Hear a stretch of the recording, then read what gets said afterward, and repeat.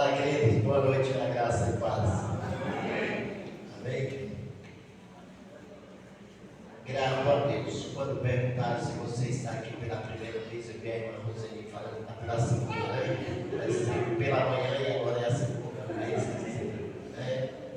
E glória a Deus, sejam todos bem-vindos. Quem vem acompanhando a nossa sequência, hoje a mensagem está na carta de Paulo aos Filipenses. E no próximo domingo, no segundo livro dos Reis. Não esqueça de acompanhar a leitura. Você faz a leitura do livro, fica mais fácil de você acompanhar a mensagem. Amém? Então, assim como já foi falado, quero lembrar a você que, conversando com o presidente, o desejo do coração é fechar a compra dessas cadeiras dessa semana agora para outra, de acordo com a entrada, né? Qual é o nosso objetivo, né? Alcançar pelo menos R$25 mil para a compra das cadeiras, que terá um custo de mais de 30 mil. Então, quando nós alcançarmos uma entrada aí de 10 mil com esses envelopes, porque eu acredito que é o mínimo que se pode dar de entrada, porque ele vai exigir, a empresa vai exigir porque ela vai fabricar. Então ela exige um valor já de entrada para fabricar essas cadeiras. Então eu acredito que precisaremos de no mínimo 10, 12 mil reais, seria a entrada, e aí iremos parcelar o restante. Por isso que eu peço a você que tem condição, faça a sua oferta. Se quiser utilizar a maquininha para passar o cartão, dá para parcelar também. É só procurar o pessoal da diretoria aí, como a Ivane, o Alfredo. Tem aí alguém que vai te auxiliar para que possamos efetuar a compra. Quem não conhece a cadeira ainda, vou lhe falar dela, é gente boa ela. Já sei falando. A minha sogra está sentada. Se você ou espera no final de semana, ou então você pergunta para ela, que ela vai te passar o relatório, porque já colocaram para minha sogra sentar uma cadeira de dentro aqui, e você pode ver a cadeira, que tipo que é. É claro que haverá pequenas mudanças, que haverá vem com o logo da igreja e tudo mais. Amém? Quero lembrar a você, enquanto está a tempo aqui, que terça-feira, a partir das 19h30, estaremos aqui em grande clamor. Também na quinta-feira, às 19h30, estaremos aqui numa grande busca. Essa semana, como minha esposa já falou, foi uma semana assim muito abençoada. Estivemos aqui todos os dias em um número bem expressivo, buscando ao Senhor. E assim o Senhor tem nos abençoado de maneira gloriosa. Também no sábado é dia dos namorados, sábado haverá um jantar, haverá uma palestra, olha lá, encontro de casais, jantar caipira. Olha o tema, é possível fazer diferente. Palestrante, pastor Paulo, o pastor Sérgio Fernando, ali da Zona Leste. Vai ser um dia muito abençoado, tem um custo de R$100 para você participar dessa palestra, no jantar, e já sabe como que é. Muitas coisas boas vão acontecer. Ainda dá tempo de você confirmar e efetuar o pagamento para estar participando. E assim, no domingo, nos 2 horários.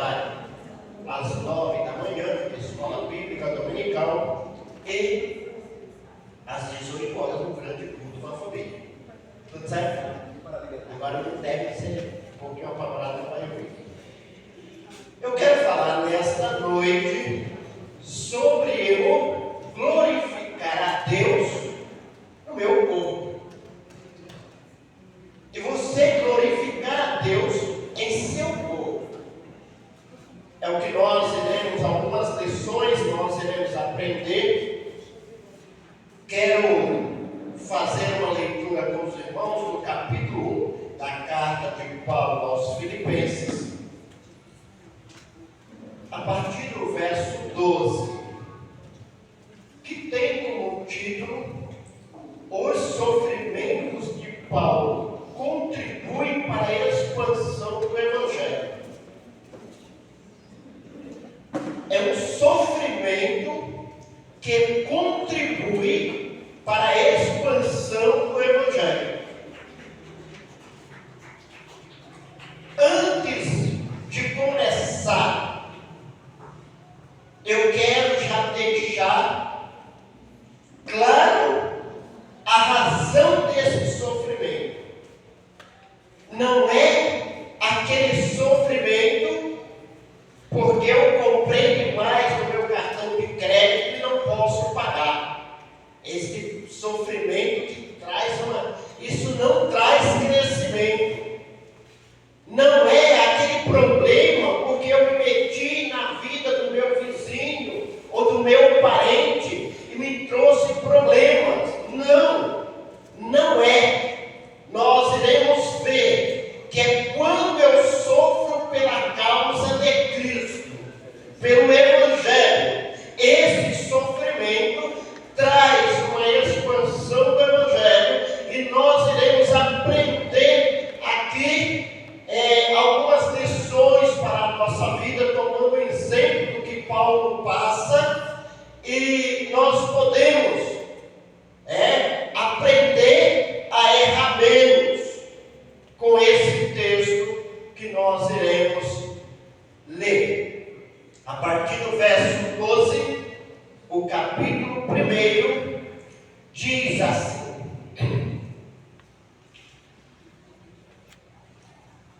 Quero que saibam, irmãos, que aquilo que me aconteceu tem antes servido para o progresso do Evangelho. É assim que está? Paulo está escrevendo uma carta e é bom lembrar aonde ele estava, a situação em que ele se encontrava.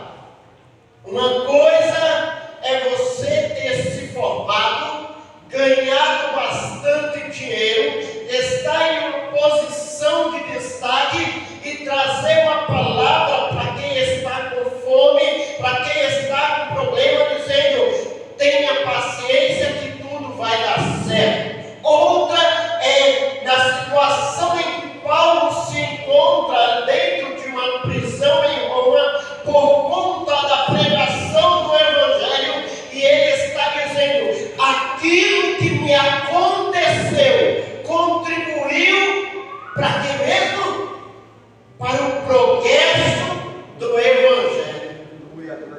Como pode o sofrimento contribuir para o progresso do Evangelho? Ele vai dizendo: como resultado, tornou-se evidente a toda a guarda do palácio e todos os demais que estou na prisão por causa de Cristo. Aleluia! A alegria de Paulo é que dentro do palácio, lá os guardas, aonde ele não poderia entrar, agora ele sofrendo a perseguição é levado preso. Ele diz: olha, eles agora também são sabedores de que Cristo é a salvação para a humanidade. Por isso eu me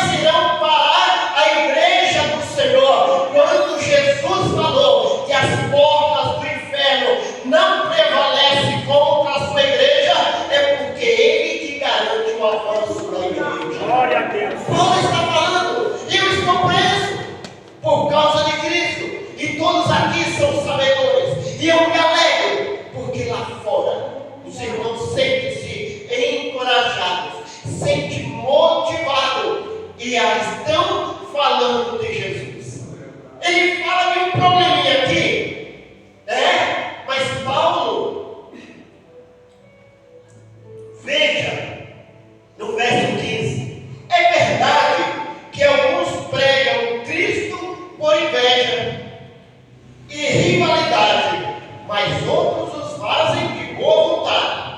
Estes o fazem por amor, sabendo que aqui me encontro para a defesa do Evangelho. Aqueles pregam Cristo por ambição egoísta, sem sinceridade, pensando que me podem causar sofrimento enquanto estou preso.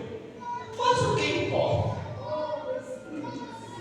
Você já foi falar de Jesus para alguém que ele falou e disse assim: olha, eu não quero saber de Jesus, porque ser igual o pastor Luiz, eu prefiro não ir para a igreja. Ser igual fulano, igual aquele líder, eu prefiro não ir para a igreja. Algumas pessoas, elas se apegam, e o apóstolo Paulo tem um coração tão convertido, que ele diz: olha, não importa se alguém está pregando com sinceridade, ou alguém está com falsidade, o que importa é que Cristo seja pregado. Aleluia. Por quê? Porque você torna-se conhecedor da verdade. Você liga o rádio ou a televisão, tem pessoas que está na cara que por tudo que faz há um interesse muito maior no financeiro do que na propagação do Evangelho. Tá? Assim. Mas o importante é que seja pregado, porque tem pessoas ouvindo que Cristo é a salvação e não será inocente. Ele tem conhecimento da verdade. Então, que cabe a nós, como pessoas que passamos a conhecer, é saber aquele que está pregando uma palavra genuína. Cabe a nós, porque a Bíblia diz: errai por falta de conhecimento. Nós erramos por falta de conhecimento.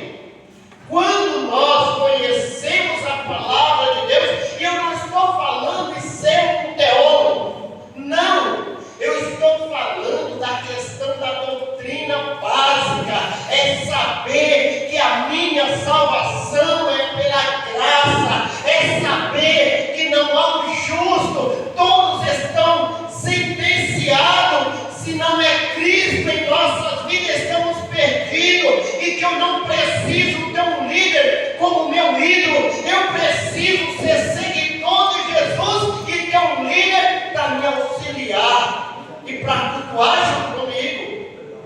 Então, o apóstolo Paulo, ele diz: olha, há pessoas pregando para prejudicar a mim, mas isso não há problema, importa que Cristo seja pregado. E aí eu tomo uma lição aqui: não se preocupe muito com quem anda pregando aí, falando coisas que não deveria.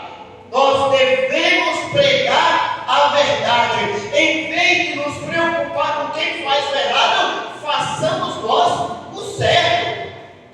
Essa é uma das lições que precisamos aprender, é não se preocupar com determinadas coisas. O apóstolo diz: olha, seja verdadeiro ou falso, o que importa é que seja pregado. Aí ele finaliza e diz: mas quem importa? O importante é que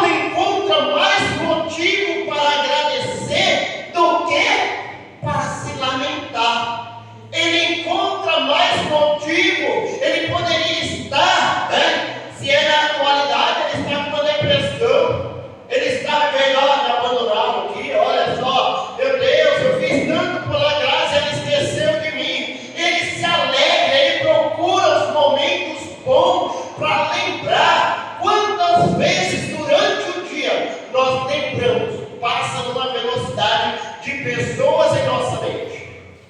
Mas essas lembranças muitas vezes não nos motiva a tirar tempo para orar por ela.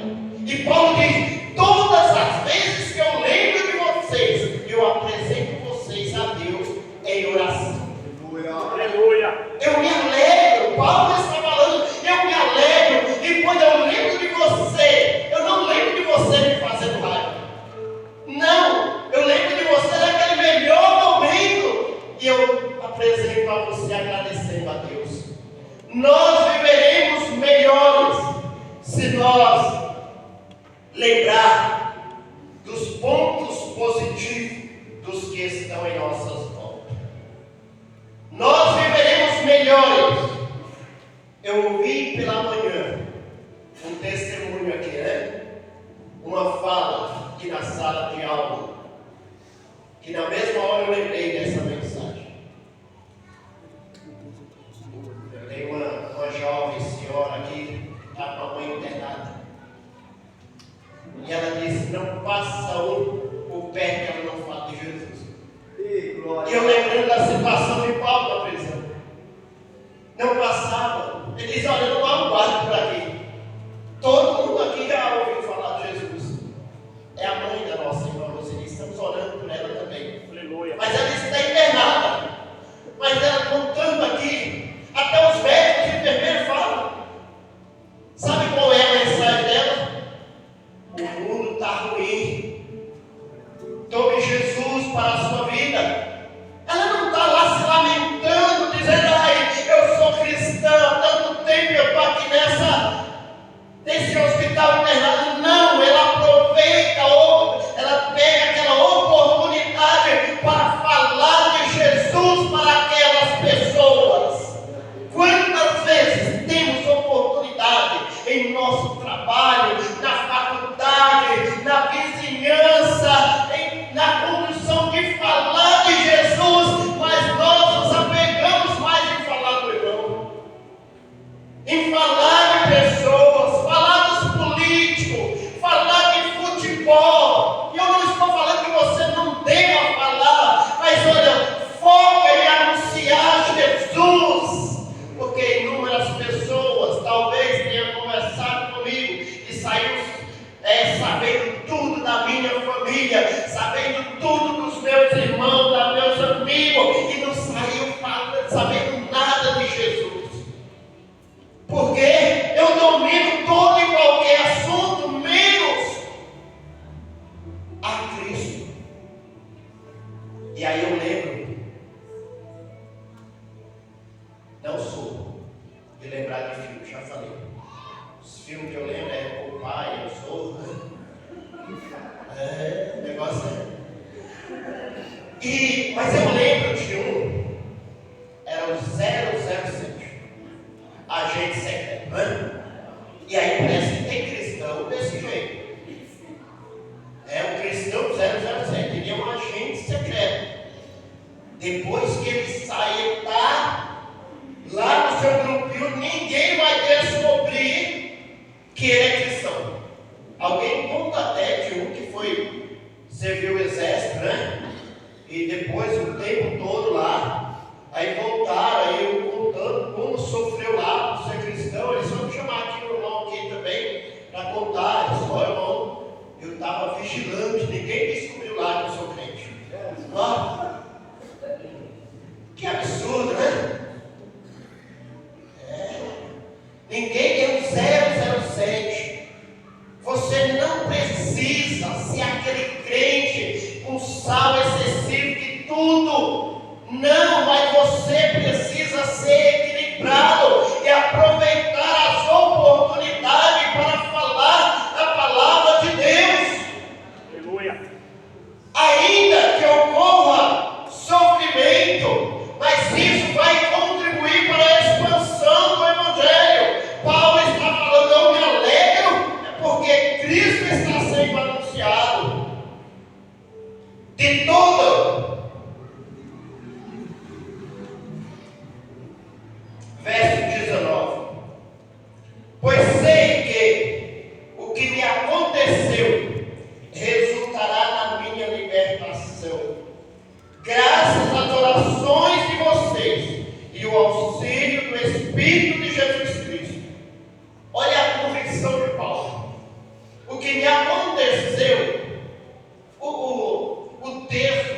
dar clareza sobre isso. É um pensamento meu. É um pensamento meu. Que quando, veja que o verso 12 ele diz assim: quero que saiba que, irmãos, que aquilo que me aconteceu, aquilo o quê? Você não sabe, eu também não sei. Mas o texto me dá o direito de pensar que quando você lê em Atos 16, era Paulo lá nessa cidade. Paulo estava lá e que até foi levado à prisão. Foi quando ele expulsa o demônio daquela moça que adivinhava. E ele foi preso, depois foi liberto. Então, eu chego a pensar que ele tratava de algumas coisas que aconteceu ali. Porque a confiança dele é tamanha que eu fico assim, pois sei que o que me aconteceu resultará em minha libertação, graças às orações de vocês e o auxílio do Espírito de Jesus Cristo. Aguardo ansiosamente e espero que em nada serei envergonhado. Ao contrário, com toda a determinação de sempre, também agora Cristo será engrandecido em meu corpo. Aí o objetivo, olha só, ele tinha plena confiança de que Cristo seria engrandecido em seu corpo. Essa é a confiança dele. Verso 20, né? Olha lá. Engrandecido em meu corpo, quer pela vida, quer pela morte. Paulo estava determinado a ir até o fim. Tanto a vida quanto a morte iria glorificar a Deus pela maneira que ele estava vivendo. A maneira que ele estava vivendo era simplesmente para a glória de Deus. Aí surge aqui um pensamento, sabe aquelas dúvidas? Você diz, meu Deus, algumas pessoas já vi orando, Jesus me leva para a glória, Esse jeito. Verso 21. Porque para mim o viver é Cristo e o morrer é lucro. Caso continue vivendo no corpo, terei fruto do meu trabalho e já não sei o que escolher. Veja bem, verso 23. Estou pressionado dos dois lados. Desejo partir e estar com Cristo, que é muito melhor. Contudo, é mais necessário por causa de vocês que eu permaneça no corpo. Ele está vivendo de uma maneira que ele diz: olha, se é para mim partir agora, estar com Cristo é muito melhor. Mas se eu ficar aqui, com certeza a pregação do Evangelho, ela terá uma expansão muito maior. Vocês serão cuidados. Ele está falando aqui que há um desejo de estar com Deus naquele momento. Mas se ele ficar, com certeza haverá mais frutos. Contudo, é mais necessário por causa de vocês que eu permaneça no corpo.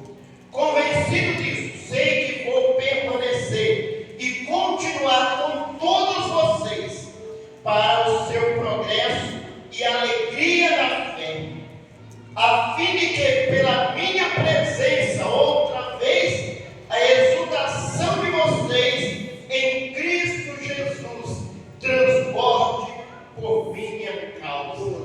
A alegria de Paulo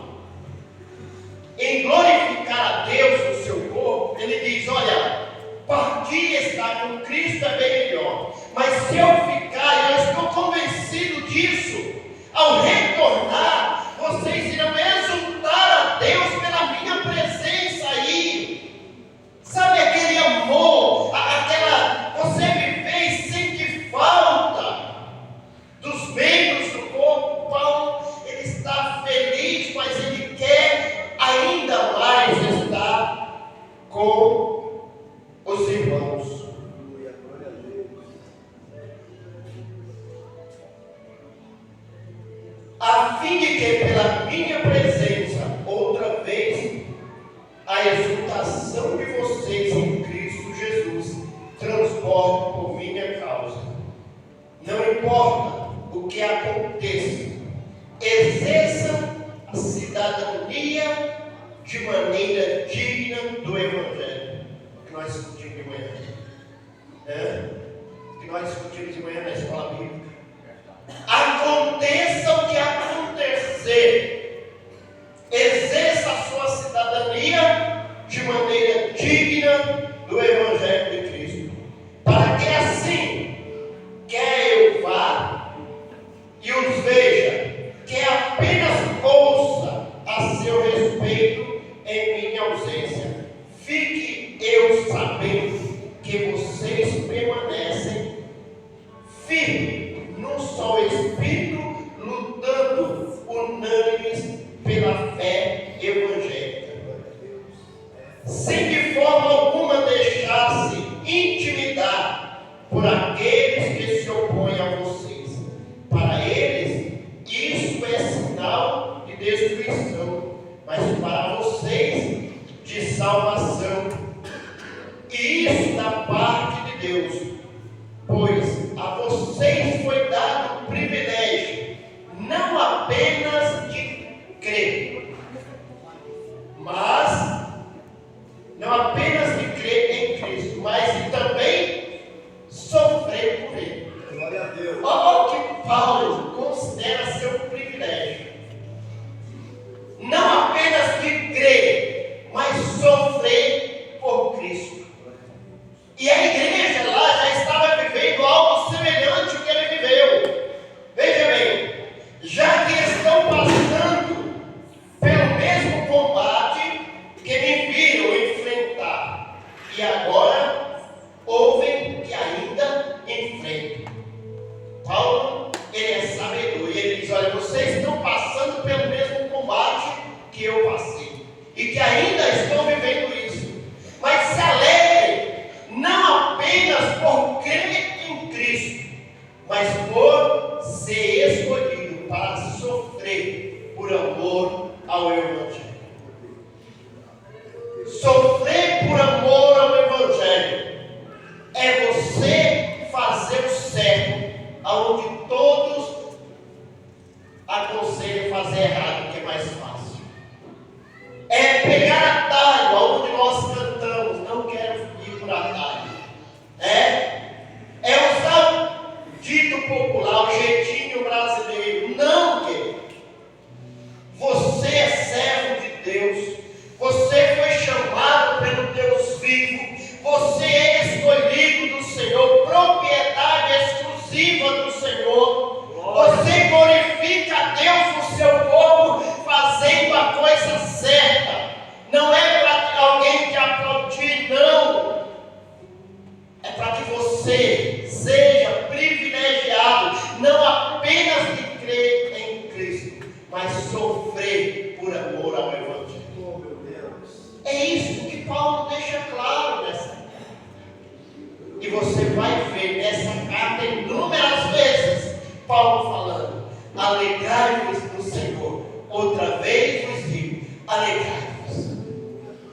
Mas por que diante de tanto sofrimento? Porque a esperança de Paulo não era no líder super-homem, não era em um político, não, nunca foi. A esperança de Paulo, tão certa que estava em Deus através de Cristo, que ele diz: o meu viver é Cristo e o morrer é lucro.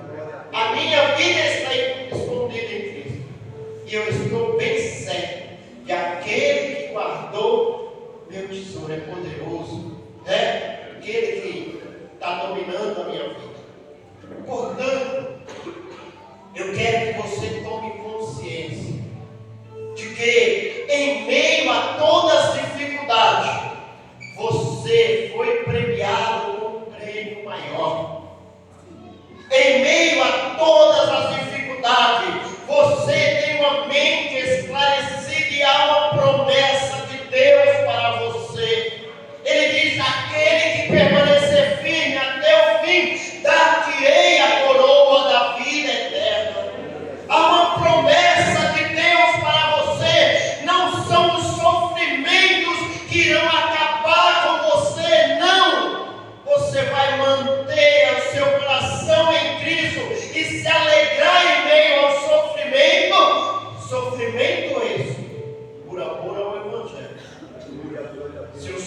sofrimento é por outra causa, eu quero orar com você e repreender com Jesus.